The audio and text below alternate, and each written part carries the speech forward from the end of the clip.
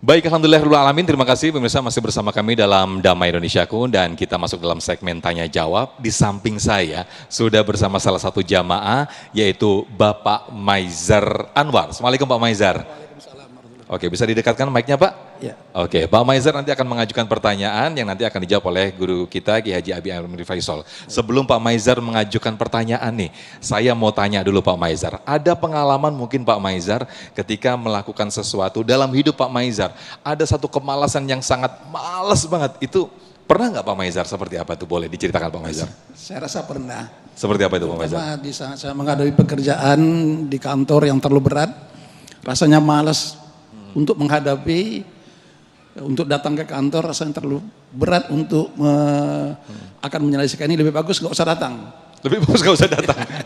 Jadi penyebab malas waktu itu apa Pak yang dirasakan itu Pak? Persoalan bukan malas untuk tidak bekerja, tapi malas menghadapi persoalan-persoalan nanti akan timbul, rasanya lebih bagus menghindar gitu. Oke, meskipun nanti pada kenyataannya akan ketemu juga permasalahan itu ya Pak Maizar ya? Harus kita selesaikan juga. Akhirnya harus di saat itu ada masanya kita malas untuk menghadapi persoalan.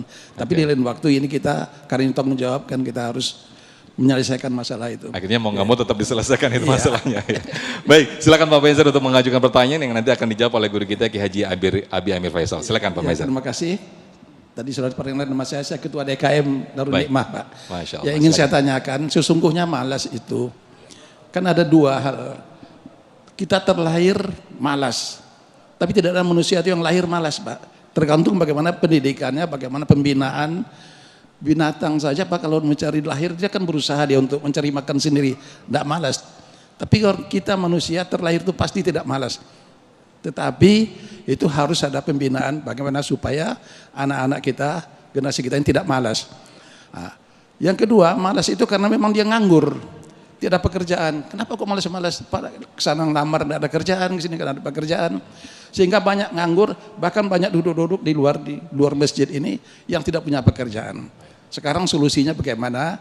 Anak-anak yang ini supaya jangan terlibat narkoba, perempuan terlarang, karena itu dididik tidak sempurna dengan agama.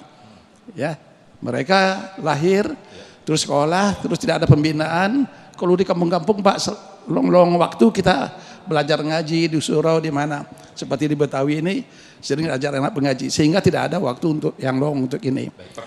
Pertanyaannya itu bagaimana pembinaan untuk remaja ini, untuk anak-anak kita supaya jangan ada bermalas-malas. Dan kedua juga, yang kedua ini bagaimana penganggur-penganggur ini supaya jangan malas-malas, sehingga akhirnya banyak demo ke sana, demo ke sini. Ya, jadi itu pertanyaan saya untuk solusinya buat anak-anak, buat orang yang penganggur-penganggur. Terima kasih. Assalamualaikum warahmatullahi wabarakatuh. Waalaikumsalam warahmatullahi wabarakatuh. Boleh duduk kembali Pak Maizar. Baik, terima kasih. Silakan Abi Amir Faisal untuk menjawabnya. Boleh sambil mendekat ke sini Abi. Silakan. Ya, Masya Allah.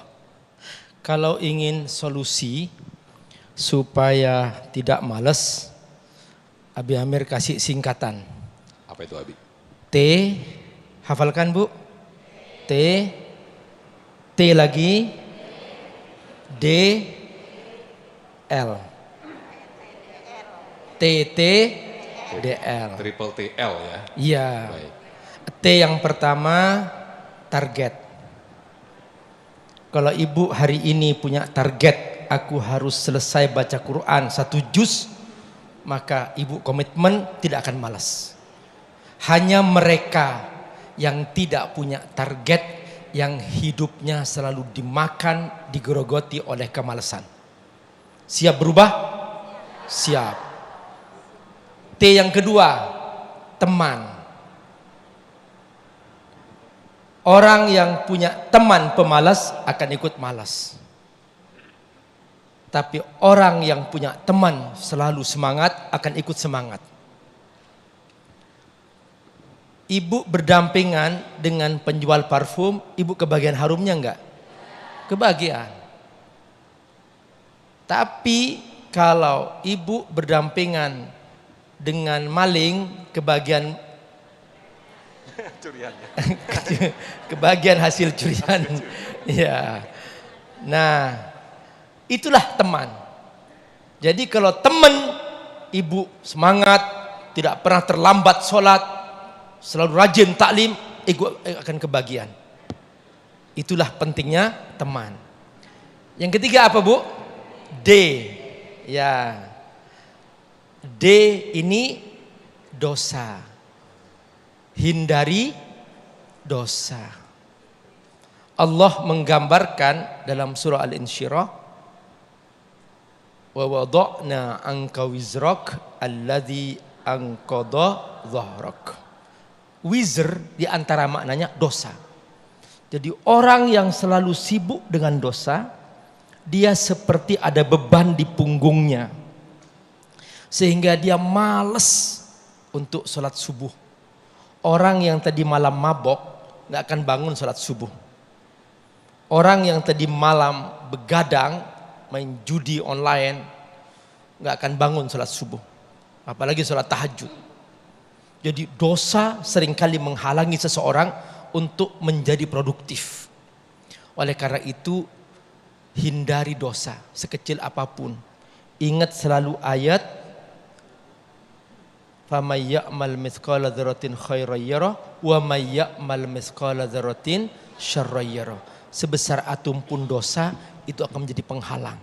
Oleh karena itu jauhi dosa. Yang terakhir apa? L, lingkungan. Cari lingkungan yang baik.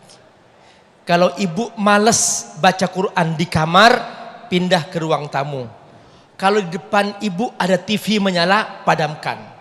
Gak mungkin orang baca Quran, a'udzubillah, hah ada iklan? Filmnya bagus. Bisa gak begitu? Gak bisa. Gak menyatu Bu. Antara ya membaca Quran dengan lingkungan yang buruk, gak menyatu. Makanya pindah tempat. Ibu malas baca Quran di kamar, pindah ke ruang tamu. Malas di ruang tamu, pindah ke ruang makan. Malas di ruang makan, keluar, pindah ke taman.